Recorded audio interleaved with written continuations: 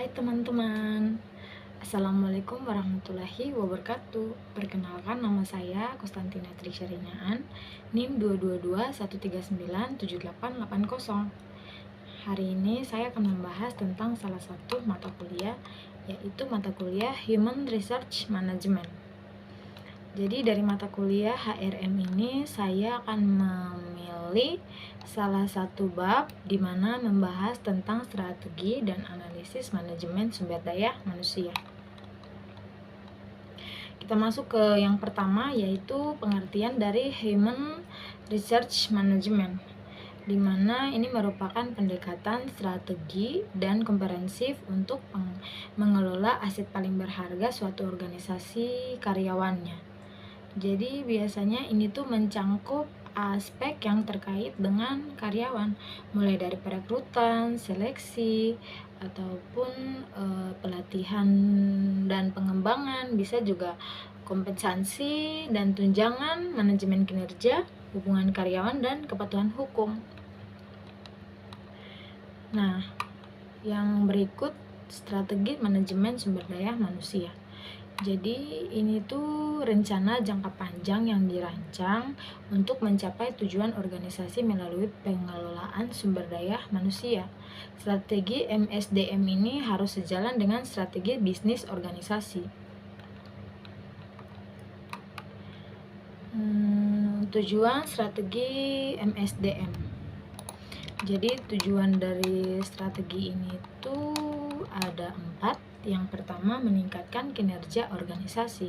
Jadi peningkatan kinerja organisasi ini tuh akan berdampak sangat positif pada kepuasan karyawan. Ketika organisasi ini mencapai tujuan yang berkembang, karyawan akan bangga dan termotivasi untuk berkontribusi.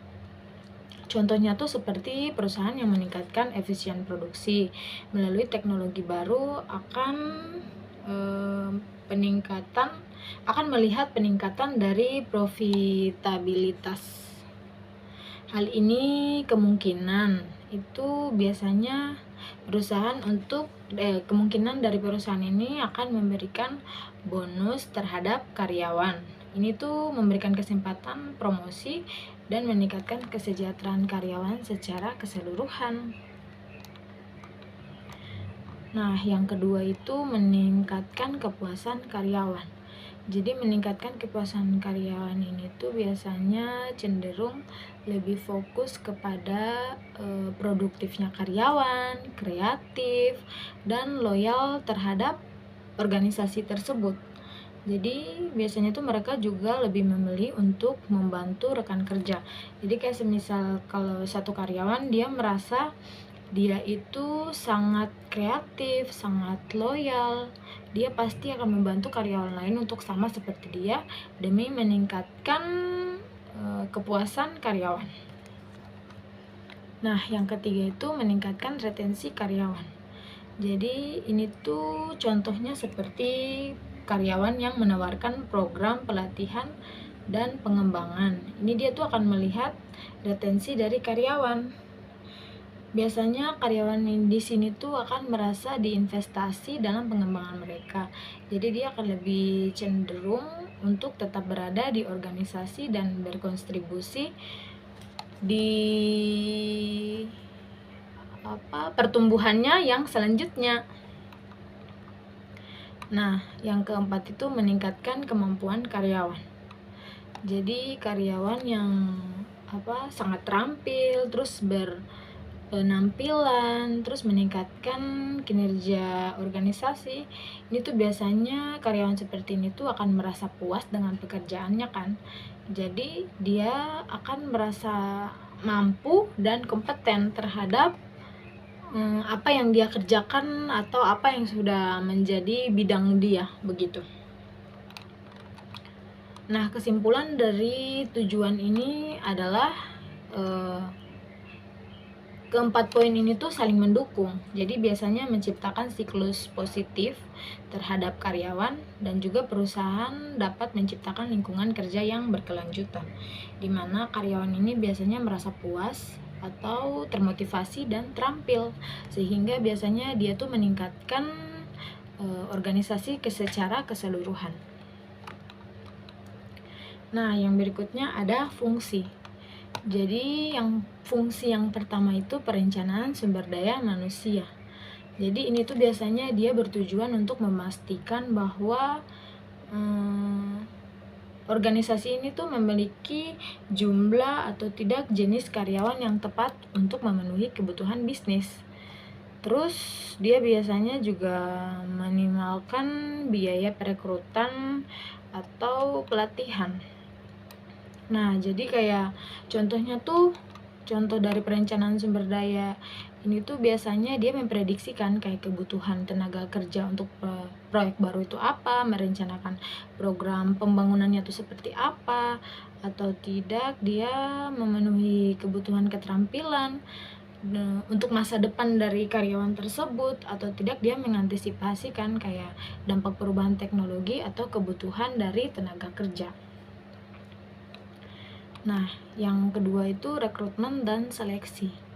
Biasanya ini tuh dia bertujuan untuk menarik dan memilih karyawan yang baik, yang sesuai dengan kebutuhan dari organisasi atau perusahaan tersebut. Nah, biasanya juga tujuan dari ini tuh rekrutmen dan seleksi ini tuh untuk minimalkan biaya perekrutan dengan meningkatkan retensi karyawan, atau bisa jadi juga tujuannya untuk membangun tim yang kuat dan beragam. Nah, yang ketiga itu pengembangan karyawan.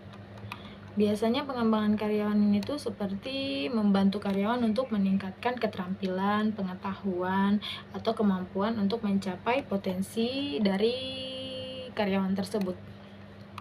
Tujuannya tuh meningkatkan kinerja karyawan dan kesiapan mereka untuk peran yang lebih menantang, atau mempersiapkan karyawan untuk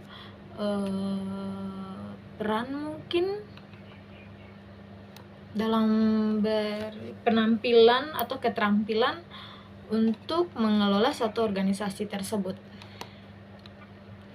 Nah, yang keempat itu pengelolaan kinerja. Jadi ini tuh biasanya bertujuan untuk meningkatkan kinerja karyawan dengan memberikan umpan balik dan peluang yang perbaikan, atau mengidentifikasi kebutuhan pengembangan karyawan dan menciptakan rencana pengembangan yang sesuai.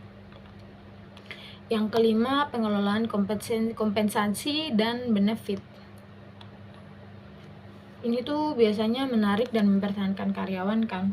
Karyawan yang terbaik biasanya tuh ditawarkan untuk mendapatkan kompensasi dan benefit yang kompetitif. Biasanya juga meningkatkan motivasi dan kinerja karyawan dengan memberikan penghargaan atau kontribusi. Jadi biasanya kalau dari pengelolaan kompensasi itu kayak karyawan yang kinerjanya bagus, atau dia melakukan sesuatu yang produktif, itu biasanya pasti diberikan kontribusi. Memberikan penghargaan untuk kontribusinya gitu. Terus koneksi antar pilar itu biasanya perencanaan SDM, kayak membentuk dasar untuk proses rekrutmen dan seleksi, atau pengembangan karyawan, dan pengelolaan kinerja dan kompensasi.